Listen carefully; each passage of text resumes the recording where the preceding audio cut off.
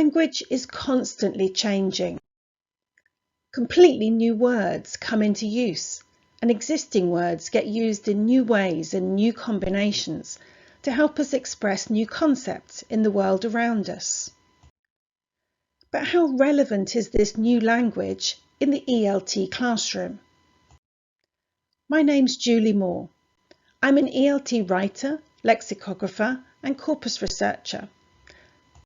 And in my session at Teaser-Colloq, France, I'll be looking at some of the language trends I've uncovered during recent research and exploring which ones we ought to be passing on to our learners.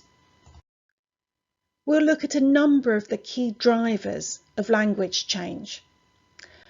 And perhaps the obvious place to start off is with the major upheavals of the last 18 months, both in our lives and our language. So we'll explore some of the new language prompted by the pandemic. We'll also see how social changes influence language around issues such as identity, race, gender and sexuality, and disability.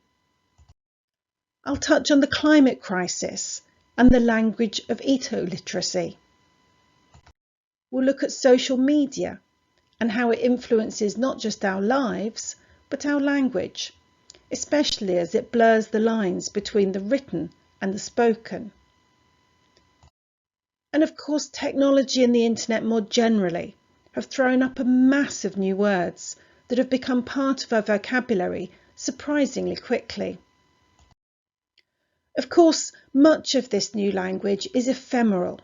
It's the buzzwords used primarily by journalists that comes and goes and probably doesn't really matter to the average learner. But some of the new language sticks and becomes part of our everyday usage. I hope you'll join me for a tour through some of the language trends of the past few years and lots of practical ideas for incorporating it into classes.